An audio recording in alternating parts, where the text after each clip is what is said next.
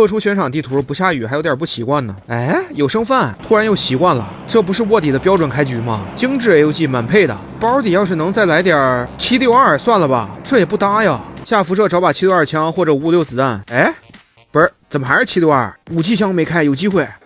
精致 P90，别搞啊，武器箱。改进狗杂可以，老鼠洞里有脚步，来了，架好预苗等他过来。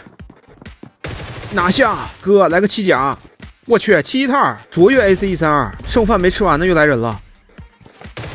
拿下！哎呦我，光子机金条，赶紧把加密塞满了，这样死了也不亏。又是大成功，不是你抖我呢，又来脚步了，剩饭还没吃。完了呀，给他打工了。还行，不亏，7套没掉。迷雾荒岛地图小来的太快了，刚开局全庄就打车电话了，不会是辐射区的跑路了吧？6甲5级套可以，还有漏的箱子。哎，有人，他在那跳什么呢？跳了半天了，跳不上去，看得我都着急了，不想开枪暴露位置，等一下7套又来抓我了。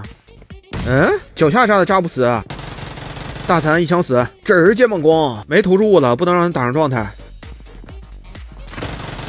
拿下！黑鹰 P90 辐射板可以 ，BOSS 房有个脚步，同行在偷吃，拿了吧你！哎呦我，金色 QBZ 快拔枪套的，又来脚步了，跑得很慢，是同行。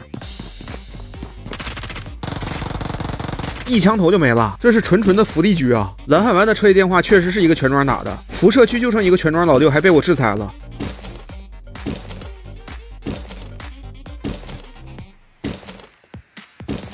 3轮矿挖完快600万了，卡德尔来把 M4，红光，黑鹰6甲，我去你的！真的会有人刷出卡德尔 M4 吗？小赚600万，可惜线索还是不够，只有6张，空投落了这么久了没人吃，一红2粉，还以为是6根金条呢。野生粉光，破损野牛的春天来了，9毫米竞赛弹，1耳投掷物也有了。哎，这看起来像个6套，切枪直接打。完了，不对，这硬度不像6套，他怂了，咱们不能怂，直接丢我前压。不是哥，这剧情不对呀！收枪跑得好快，到脸上了，